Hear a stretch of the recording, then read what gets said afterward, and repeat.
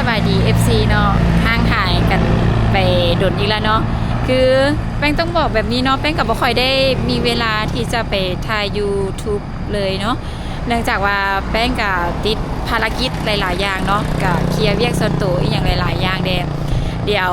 ขอปิดไว้ก่อนเนาะว่าแป้งเฮ็ดอย่างเกี่ยวกับเวียกส่วนตัวของตัวเองเนาะ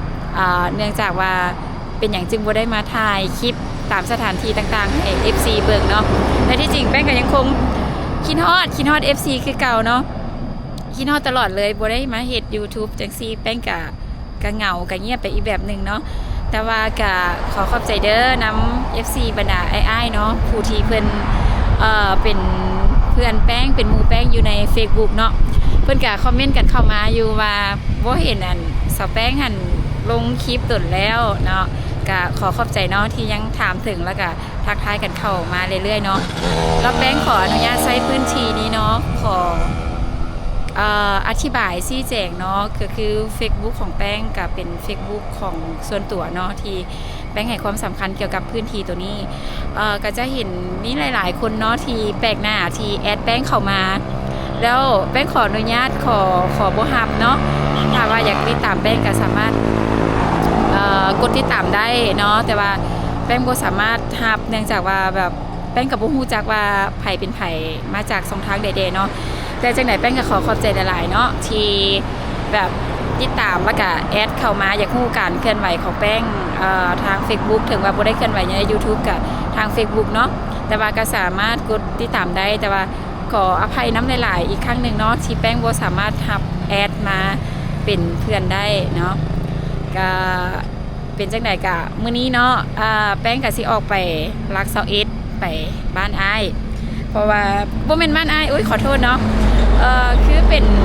ที่แรกว่าสิไปหาไอเล่อยู่รัก21ทุกคนอาจจะจื้อได้เนาะเพราะว่าแป้งเคยลงคลิปกับอ้ายอยู่คือตอนนี้โทรหาเพิ่นละดนละบ่ได้ไปหาคิดฮอดกันก็เลยว่ามื้อนี้สิไปหาอ้ายฮับเวียกเพิ่นฮับเหมาก่อสร้างอยู่รัก21เนาะยับลงมาอีกก่อนสิฮอดบ้านเพิ่นเนาะ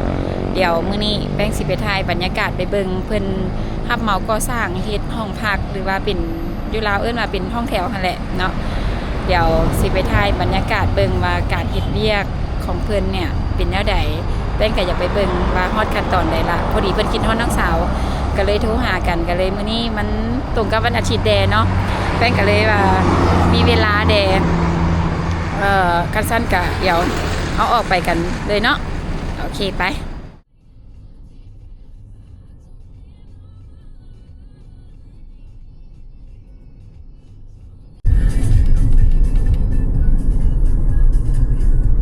นี่แป้งกับมาฮอนรัก16ล่ะอันที่เห็นอยู่พูดเนาะก็จะเป็นสนามกีฬารัก16เนาะเมื่อก่อนที่เราเป็นเจ้าภาพจัดงานซีเกมเนาะก็จะแมนไส้สนามกีฬาตัวนี้ซึ่งเพื่อนเอื้นว่าสนามกีฬารัก16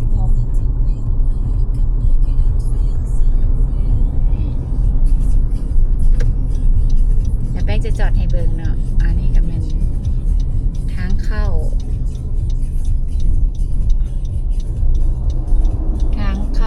สนามกีฬาแห่งชาตินี่เนาะปัจจุบันนี้ก็เพิ่นก็ได้ปิดละบ่ได้เปิดน้ำใส่ไปการสั้นเฮากะไปกันต่อหาก็ฮอดหลัก16เป้าหมายของเฮาก็คืออยู่หลัก21เนาะก่อนสิฮอดที่หมายของเฮาเนาะตอนนี้น้ำมันกะบ่ฮอดเนาะแป้งต้องแวะใส่ปั๊มน้ำมันก่อนปั๊มที่แป้งจะแวะก็คือทุกคนน่าจะเบิ่งออกเนาะอยู่ไทยก็จะหลายเลยแหละก็คือปั๊มปตทเนาะเฮาสิมาแวะเติมน้ำมันกันก่อน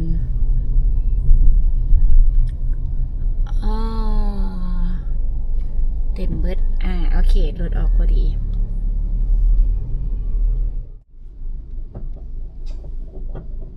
จะใส่น้ำมัน300,000โอนเด้อใช้น้ำมัน300,000กีบบ่แม่น300,000 บาท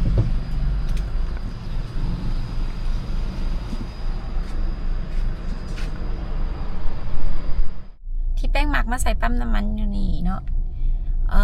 ที่จริงแป้งมักเติมปั๊มปตทเนาะเพราะว่าอยู่ปตทก็คือทางทีเฮาฮู้หั่นแหละมันก็จะมีหลายๆอย่างเนาะมีขายเครื่องมีอเมซอนมีห้องน้ำมีจิฟฟี่เนาะก็จะมีหลายๆอย่างเดแป้งก็เลยหมักมาเวเนาะเนี่ยที่จริงก็คือกันกับยุไทยหั่นแหละเนาะทุกคนก็น่าจะฮู้ดีเนาะมันสะดวกสบายเข้าปั๊มนี้แล้วก็ครบจบได้เบิดทุกอย่างเลยมีทั้งของกินเนาะมีข้าวเหนียวหมูปิ้งมีจืดลูกชิ้นเดต่างๆนานาก็คือห้างอเมซอนเดเนาะก็คืออำนวยความสะดวกทุกอย่างเลยแป้งก็ผ่านมาหลายปั๊มอยู่ได้แต่ว่าแป้งกับโบได้เวเนาะกับหมักใส่ปั๊มปตทนี่หลายก่อนไปคันสั้นกับเขากับเดินทางกันต่อเนาะ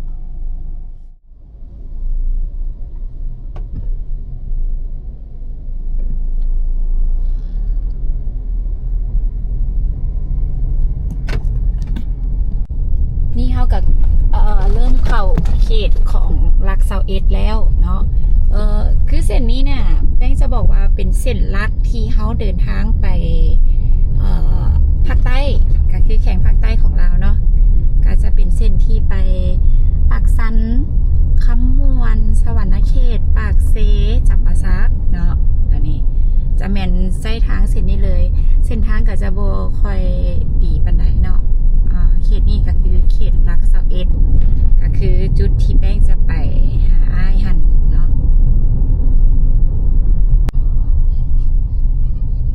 ทุกคนเห็นป้ายตัวสีเขียวทางนี้เนาะบางทีไอเล่เห็ดอยู่แถวสนามแล้วเนาะก็คือเอิ้นว่าเขตนิคมอุตสาหกรรมและการค้าเวียงจันทน์โนนทองเขาจะไปสร้างเส้นนี้เนาะถ้าเขาตรงไปมันกลับไปฮอดเส้น450 ปีเส้นที่เขาจะผ่านออกไปรถไฟที่ไปผ่านหลวงพระบางหั่นแล้วก็เป็นเส้นผ่านไปสะพานมิตรภาพไทยลาวได้เนาะตัวเส้น450 ปี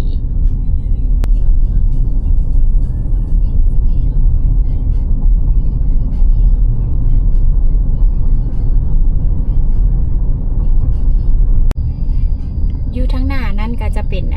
ตลาดเนาะเอิ้นว่าก็จะเอิ้นตลาดนิคมนี่แหละก็เป็นตลาดใหญ่อยู่ในเขตนี้เนาะที่เห็นตึกตัวนี้ก็จะเป็นนิคมอุตสาหกรรมที่เราเห็นป้ายอยู่ทั้งหน้าเนาะขี่เข้ามาก็จะเป็นฮอดตัวโรงงานตัวนี้ที่เราเห็นป้ายอยู่ทั้งหน้าฝากเบื้องนี้ก็จะเป็นตลาด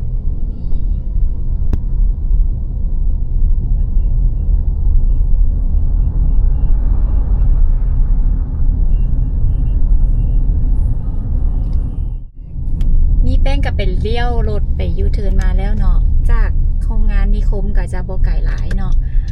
จับจาก GPS ที่ไอ้ส่งให้ก็คือเขาไปยูเทิร์นกลับมาก็จะแมนมาลงฮอมนี่เนาะก็คือมีห้านป้ายต่ำแซบขัว2เพิ่นว่าเนาะเพิ่นว่าให้เข้าฮอมนี่เลยเข้ามาก็จะเห็นห้านต่ำแซบอยู่นี้เนาะฝนตกทางเพื่อน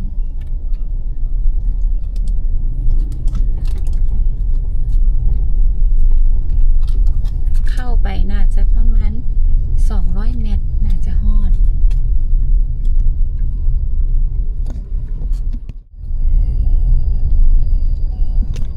จับจาก GPS แล้วเนาะน่าจะแม่นตัวทั้งหน้าหั่นแม่นละเพิ่นว่าเพิ่นหาเพจห้องแถว10 ห้องโอเคบ่มีบ่อนจอดน่าจะได้จอดอยู่พี่ตัวนั้นทางเที่ยวน่าจะจอดอยู่ดินบ้างเป็นตาเย็นดีกับบ่ฮ้อนหลายได้นี่เบิ่งอากาศ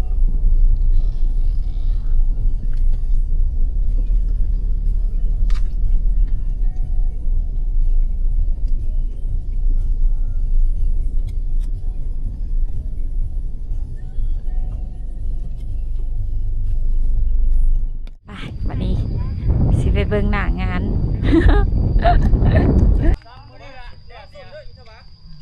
เด้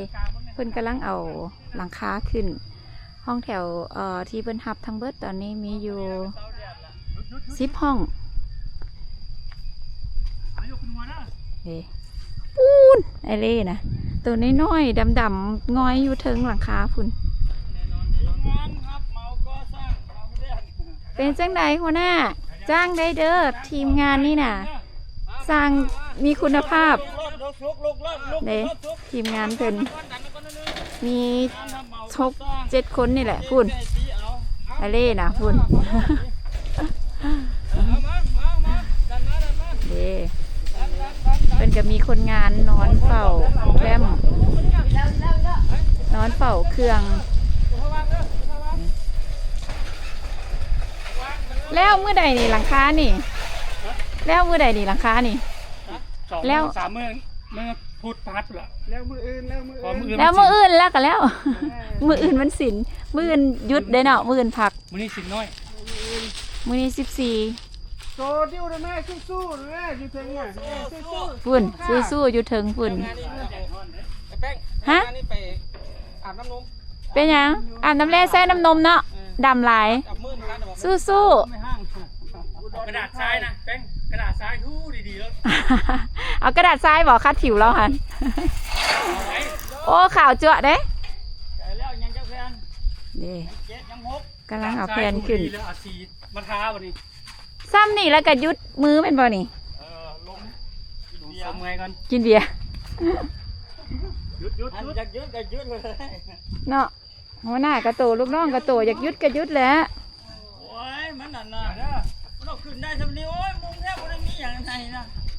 ผู้เดียวก็ยังมุงได้บอกขึ้นนี่ที่บ่มีหาคนเอาขึ้นบ่ได้นี่มันแผ่นยาวได้เนาะมุงผู้เดียวก็เราเนี่ยมุงอะไรมาพูดได้มุงผู้เดียว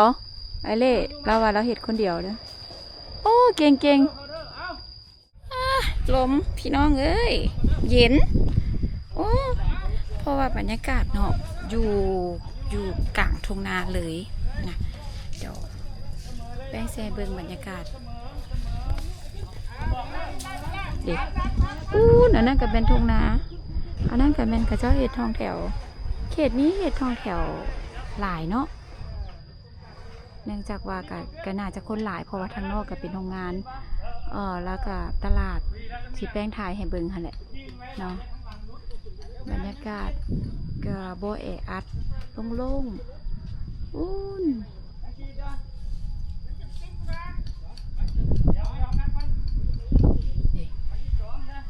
มันจะมีบ่อนนอนเฝ้าเครื่องมืออุปกรณ์ต่างๆเพิ่นก็จะมีคนงานมีลูกน้องนอนเฝ้า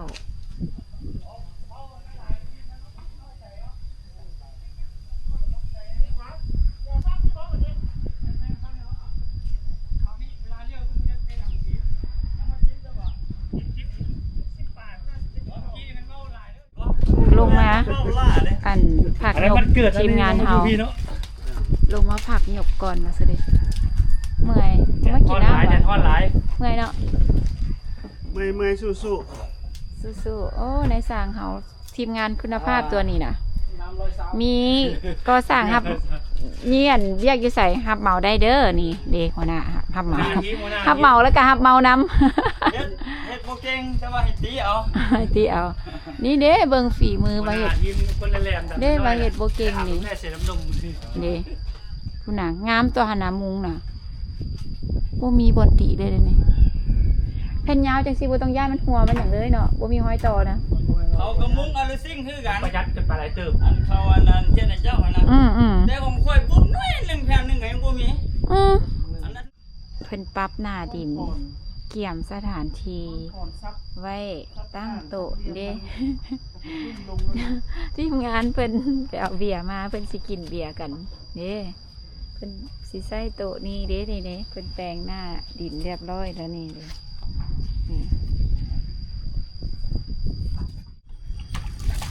ดน้ำจัดสถานที่กินเบียร์แขกมาจะในเมืองว่ะแขกยี่ใส่บุ้มมีหนวดล้าวนี่ละ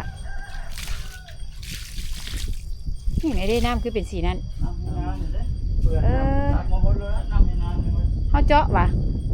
เจาะบาดาลวะ น้ำใสอยู่น้ำมันเหมือนกับเอาพุทธเอารถยกพุทธเลยน้ำกับพุทธคือเป็นหนองน้อยนะ อืม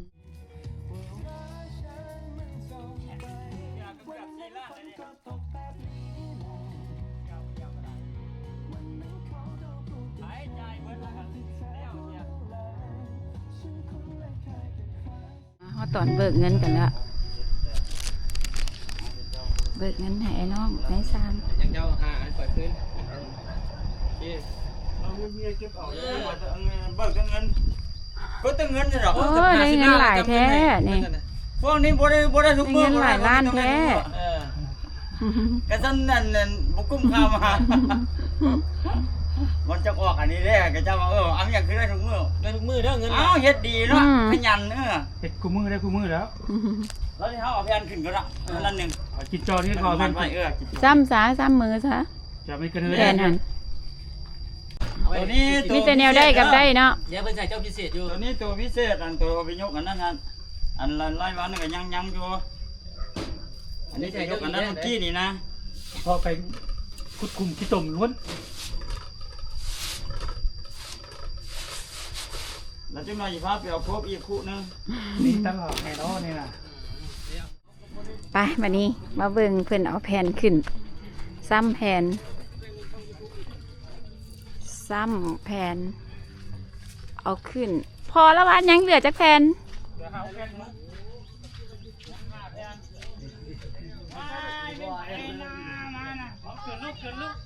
บ่เห็นนะ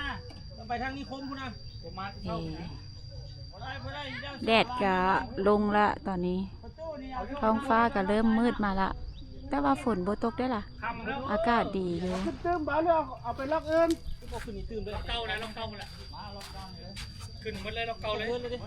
ฮอดแค่นี้กัน หยุดเอายกขึ้นหัว เพราะเรา10 โลแผ่นนึง เอายางใส่เด้อ ไปไหนขอจะมาท่านมันแบบบางแล้วมันยาวคนนะ3,000นึงเด้อ นี่ก็เป็นเวลา5 โมงละเดี๋ยวเพิ่นก็วางมือละนี่ซ้ำ5แผ่น น้องผมมาคอยเฮ็ดผู้เดียวนี่แล้วเนี่ยแผ่นนึง เอาแบบเก่าเด้อ เอาสู้ แบบเก่าดันมา มาเรื่อยๆมาเรื่อยๆมาเรื่อย ๆอ่ะวันนี้ฮอดเวลาดังไฟ1ข้าวแล้วได้วันนี้นะฮอดเฮ็ดกินแรงละเด้ ๆดังไฟปิ้งปลานึ่งข้าว กินแรง ล ละ งเวียกแล้ววันนี้ซอกยังเฮ็ดกินแล้ เฮ็ด ง กินแรงสู้ไอ้น้องเฮากินน้อยเลยเนาะ ไปน้องทีมงานกินข้าวแล้วนอนพักผ่อน พุ่น เตรียมขึ้นเวียกตื่ม ไอ้น้องเพิ่นยกกันอยู่พุ่นให้หัวหน้า ให้หัวหน้ามาดังไป นึ่งข้าวปิ้งปลา เอา ให้ ไอ้ กิน น้องเมื่อยโอ้หัวหน้าดีแบบนี้หายากเลย โอ้ยหายากเด้อนี่หัวหน้าแบบ ไอ้ นี้ น้อ นะ งหนึ่งไอ้น้องเฮ็ด เนาะอันนี้เฮ็ดให้ไอ้น้องเว้ย เฮ็ดไอ้น้องกิน นั่นแหละ ปลามันไอ้น้องบ่ถูกใจอยู่ อ้ายดังไฟเอื้อยขัวป่าให้ขัวป่าตอนนั้นเขาไม่ได้เขาครัวมาแต่อยู่ตลาดเนาะปกติเขาครัวป้อมเด็กน้อยจะลืมวะ หัวบักอันนี้นะ เอาวะ บอกว่าปาดทองให้เด้อ อืม เจ็บเอวหัวบักไหนละสัก จ้า ห้านตัวนั้นลืมซื้อไปซื้อห้านตัวนั้นห้านตัวนั้นตัวทุกพ่อ ไปเขาเกี่ยมสิไปปิ้งป่าเลยเด้เนี่ยอันนั้น TFC เห็นจากสนามไอ้เฮ็ดเวียกเนาะแล้วแป้งมาเข้าห้องน้ำเงินหลังนี้ ตัวน้อยๆหนึ่งต้องได้รอดผ่านอันนี้นี่นะเด้นะไปเข้าห้องน้ำได้เสยเด้นี่เดระยะห่างคันทางนี้บ่ได้ ก็ยังมีทางนี้อยู่นี่เด้นี่อันนี้เรียกว่าน้ำบักจับหัวสัวขาวเพิ่นเนาะ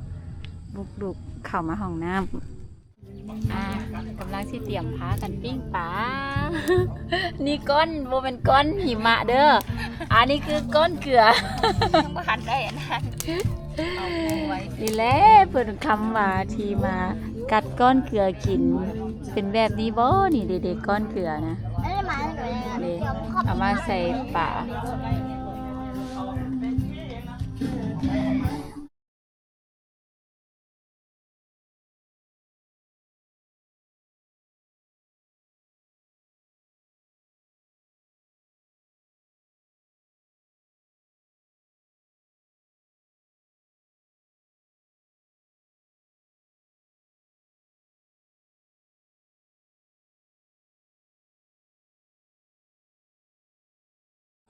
บัดนี้แป้งกะสิขอเนี่ยมืดละแป้งกะสิขอกลับก่อนเนาะขอปิดคลิปเพียงแต่เท่านี้เนาะขอขอบใจหลายเด้อสำหรับ FC ผู้ทีว่าติดตามแป้งมาตลอดตั้งแต่แป้งบ่ได้เฮ็ดคลิปก็ยังถามมาสแป้งอันคือบ่เห็นลงคลิปต่างๆเนาะแต่ก็โอเคบัดนี้นะก็แป้งจะลงคลิปให้เบิ่งเรื่อยๆพยายามหาเวลาว่างเพื่อจะลงคลิปเนาะเดี๋ยวต่อไปแป้งก็สิหาเวลาที่จะแบบลงคลิปให้เบิ่ง FC ได้เบิ่งเรื่อยๆเนาะโดยที่บ่ขาดก็ผิดพลาดประการใดก็คือเก้าเนาะแป้งก็ขออภัยนำแบบบ่สามารถเฮ็ดคลิปออกมาได้ให้ถึกใจค่ะนะเดี๋ยวคลิปหน้าแป้งจะไปถ่ายสถานที่ต่างๆให้เบิ่งเนาะสำหรับมื้อนี้แป้งก็ขอขอบใจหลายเนาะ FC สำหรับผู้ที่ติดตามแป้งทำ FC ใหม่ FC เก่าตั้งแต่ต้นจนจบเลยไว้เจอกันในคลิปหน้าเด้อสำหรับมื้อนี้บ๊ายบาย